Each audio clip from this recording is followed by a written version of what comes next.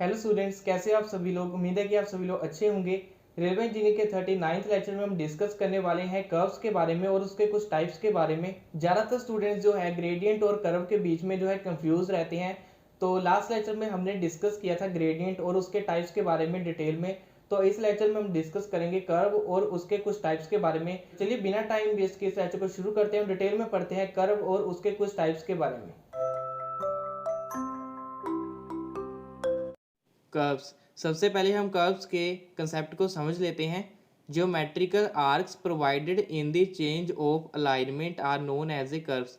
जो हमारी ट्रैक की अलाइनमेंट होती है, जब हमारी ट्रैक की अलाइनमेंट चेंज होती है, जैसे कि कोई टर्निंग पॉइंट आता है, तो वहाँ पर हम जो ज्योमेट्रिकल आर्क प्रोवाइड करते हैं उसे हम कहते हैं कर्व्स।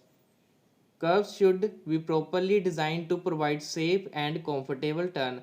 जो हमारी कर्व है वो प्रॉपरली डिज़ाइन होनी चाहिए ताकि जो हमारी टर्निंग है, रेलवे की टर्निंग है, या फिर अगर हमने हाईवे पे कर्व प्रोवाइड की है तो वहाँ पर जो हमारी टर्निंग है वो सेफ और कंफर्टेबल होनी चाहिए। It is difficult to lay straight track due to many obstructions throughout the country. जब हम एक ट्रैक बनाते हैं तो वो डिफ़िकल्ट होता है कि हम उसे एक स्ट्रेट पाथ में बना सकें या स्ट्रेट रख सकें, क्योंकि थ्रू आउट द कंट्री हमें बहुत सी टर्न लेनी पड़ती है। तो इन सब की प्रॉब्लम के कारण ही हम जो है कर्व्स का इस्तेमाल करते हैं। To avoid these obstructions curves are provided to change direction of the track. एक ट्रैक की डायरेक्शन चेंज करने के लिए हम कर्व को इस्तेमाल करते हैं। इस डायग्राम में जो है आप एक कर्व को देख सकते हो। ये आर्क है, ये एक्चुअल में कर्व है। ज्योमेट्रिकल आर्क को ही हम कर्व कहते हैं, जैसे हमने इस डेफिनेशन में पढ़ा है। जहाँ पर है हमारा डिग्री ऑफ कर्वेचर, जैसे कि हमने एक पर्टिकुलर कर्व प्रोवाइड की है तो उसके फर्स्ट पॉइंट से लेकर सेकंड पॉइंट के बीच में जो भी एंगल होगा उसे हम कहेंगे डिग्री ऑफ कर्वेचर। जहाँ से जो एंगल जो है मेज़र किया जाता है, एक कर्व के रेडियस का सेंटर होता है, उसे हम कहते हैं सेंटर ऑफ कर्वेचर। ये है हमारा रेडियस एक पर्टिकुलर कर्व का। नेक्स्ट है नेसेसिटी ऑफ कर्व्स। कर्व्स की हमें ज़रूरत क्यों पड़ी उसके बारे में जानते हैं। पहला, अवॉइड ऑब्स्टेकल्स। जैसे मैंने आपको बताया कि हम एक स्ट्रेट पाथ नहीं बना सकते थ्रू आउट द कंट्री, हमें कहीं ना कहीं पर जाकर ट्रैक को या फिर हाईवे को चेंज करना पड़ता है, टर्निंग देनी पड़ती है उसे। तो उन सभी ऑब्स्टेकल्स को अवॉइड करने के लिए हम कर्व का इस्तेमाल करते हैं। कई बार ऐसा होता है कि रास्ते में जो है कोई कैनाल आ जाती है, रिवर आ जाते हैं, बिल्डिंग आ जाती है, तो हमें वो ऑब्स्टेकल्स को जो है अवॉइड करना होता है। To avoid cutting and filling. कई बार क्या होता है कि हमने जो एक ट्रैक के लिए अलाइनमेंट यूज़ किया हुआ है वहाँ पर क्या होता है, या तो बहुत बड़ा पहाड़ आ जाता है या फिर जो है कोई खाई आ जाती है। वहाँ पर फिलिंग और कटिंग को अवॉइड करने के लिए हम क्या करते हैं कि अपने अलाइनमेंट को चेंज कर देते हैं। तो वहाँ पर हम जो है टर्निंग पॉइंट प्रोवाइड कर देते हैं, जैसे आप जहाँ पर देख सकते हो। To avoid costly land. जब हमारे अलाइनमेंट में जो हमने रास्ता बनाया है वहाँ पर कोई कॉस्टली लैंड आ जाती है तो उसे हम ट्रैक बनाकर जो है बेकार में जाने नहीं दे सकते। तो उस कॉस्टली लैंड को बचाने के लिए, जो इम्पोर्टेंट लैंड होती है हमारी, तो उसे बचाने के लिए हम जो है कर्व प्रोवाइड करते हैं, ट्रैक को चेंज कर देते हैं। To connect important places.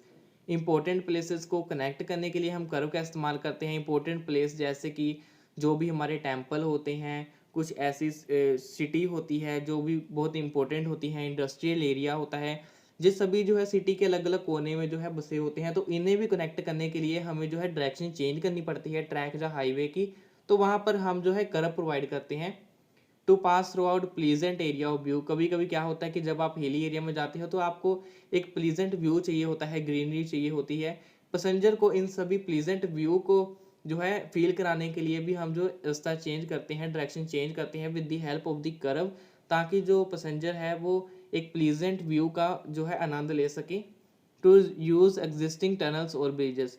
अगर हमारे पास ऑलरेडी टनल और ब्रिज हैं जो पहले ही कंस्ट्रक्ट हैं, तो हम जो है एक रेलवे ट्रैक को उससे कनेक्ट कर सकते हैं, बजाय कि हम एक नई टनल या फिर ब्रिज कंस्ट्रक्ट करें और अपने प्रोजेक्ट की कॉस्ट को बढ़ाएं। एग्जिस्टिंग ब्रिज और टनल से अपने ट्रैक को कनेक्ट करने के लिए हमें डायरेक्शन चेंज करनी पड़ती है। डायरेक्शन चेंज करने के लिए कर्व का इस्तेमाल होता है। नेक्स्ट है टाइप्स ऑफ दी कर्व। सबसे पहले है हमारी हॉरिजॉन्टल कर्व।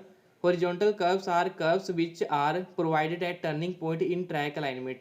जो टर्निंग पॉइंट हमारे ट्रैक अलाइनमेंट में आता है उसे हम कहते हैं हॉरिजॉन्टल कर्व। जैसे कि जे आप देख सकते हो, हम जो हमारा जो ट्रैक है जब दाएं या फिर बाएं मुड़ेगा उसे हम कहेंगे horizontal curve.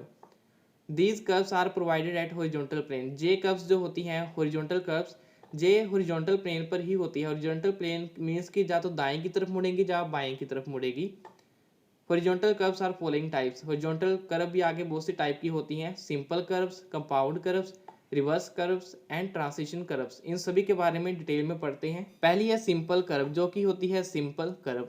Simple curve is a single arc of a circle. ये सिंगल आर्क होती है एक सर्कल की, which is tangential to both straight tracks, जो कि दो स्ट्रेट ट्रैक को जो है टेंजेंशियल प्रोवाइड करती है, टेंजेंशियल के द्वारा उन दोनों को कनेक्ट करती है।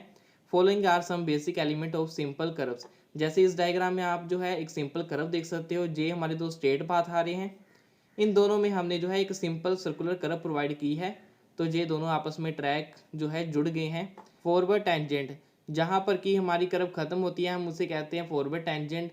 बैकवर्ड टेंजेंट, जहाँ से हमारी कर्व जो है शुरू होती है उसे हम कहते हैं backward tangent. Point of intersection, जहाँ पर हमारे टेंजेंट्स आपस में मिलते हैं उसे हम कहते हैं पॉइंट ऑफ इंटरसेक्शन। रेडियस, जो हमारी कर्व का रेडियस होता है, जैसे जैसे जहाँ पर हमने डिग्री ऑफ कर्वेचर से जो भी एक कंस्ट्रक्ट की है कर्व, उसका रेडियस होगा, उसे हम कहेंगे रेडियस।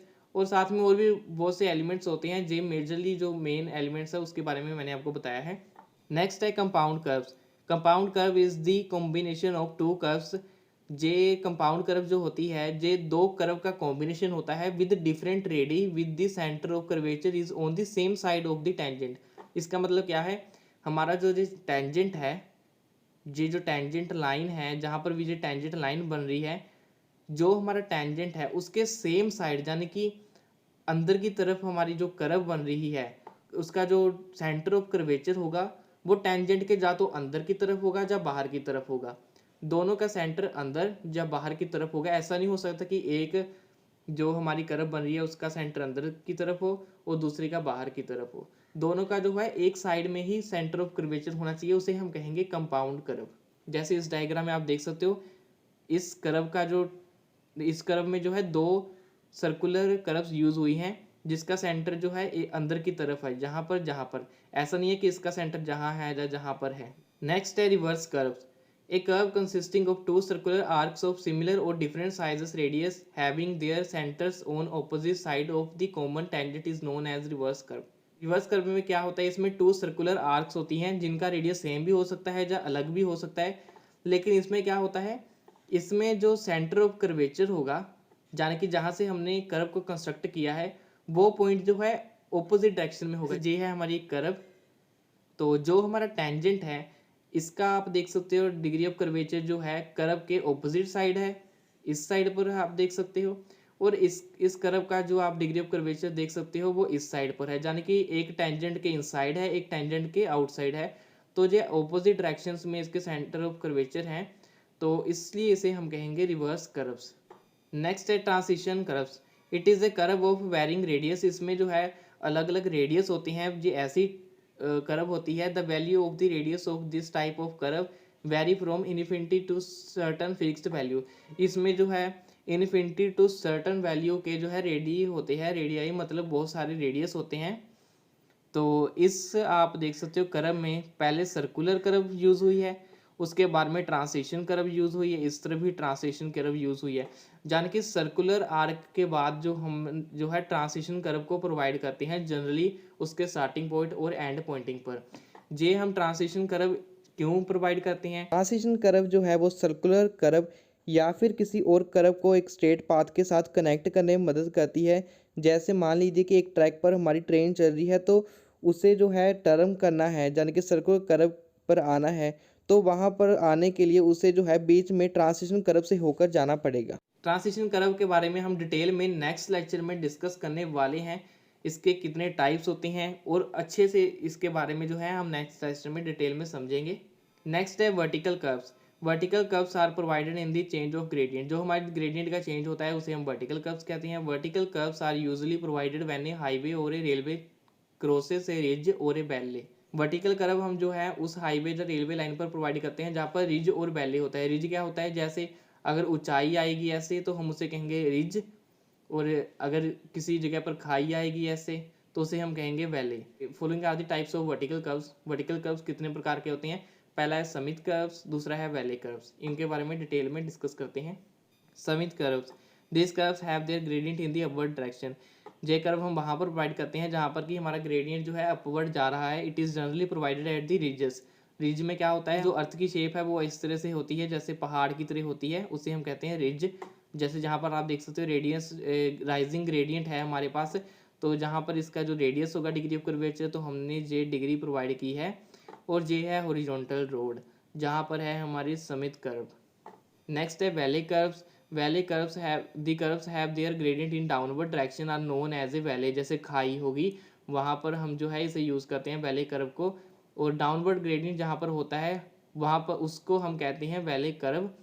जैसे जे देख सकते हो आप, जे खाई है जहाँ पर हम जो है एक कर्व प्रोवाइड कर रहे हैं। जैसे पूरी आप देख सकते हैं इस तरह से हम जो है ये कर्व प्रोवाइड कर रहे हैं, जहाँ पर फॉलिंग ग्रेडियंट है, जहाँ पर राइजिंग ग्रेडियंट है। अच्छी मूवमेंट के लिए हमने जो है जो वैले कर्व प्रोवाइड की हुई है, जो भी एक वर्टिकल कर्व की टाइप है। मुझे उम्मीद है कि ये लेक्चर आपको समझ आया होगा। अगर आपका कोई इससे रिलेटेड क्वेश्चन या क्वेरी है तो आप नीचे कमेंट कर सकते हो, उसके रिप्लाई करने की मैं कोशिश करूंगा। इस लेक्चर में यूज हुए सभी नोट्स और स्लाइड्स का लिंक आपको डिस्क्रिप्शन में मिल जाएगा, वहां पर क्लिक करके आप हमारे सभी नोट्स को देख भी सकते हो, डाउनलोड भी कर सकते हो। रेलवे इंजीनियरिंग के सभी प्रीवियस लेक्चर्स को मिलाकर हमने एक प्लेलिस्ट बनाई है, जिसका लिंक भी आपको डिस्क्रिप्शन में मिल जाएगा। वहां पर क्लिक करके आप हमारे सभी रेलवे इंजीनियरिंग से रिलेटेड लेक्चर्स को देख सकते हो। नेक्स्ट लेक्चर में हम डिस्कस करने वाले हैं एक इम्पोर्टेंट कर्व के बारे में, जो कि ट्रांसिशन कर्व। उस लेक्चर को मिस ना करने के लिए और साथ में और भी सिविल इंजीनियर से रिलेटेड वीडियोस देखने के लिए आप मेरे चैनल को सब्सक्राइब कर लीजिए और साथ में बेल आइकन पर क्लिक कीजिए, ताकि आपको नई वीडियो के नोटिफिकेशन मिल सके। मैं मिलता हूँ आपसे नेक्स्ट लेक्चर में, तब तक के लिए थैंक यू।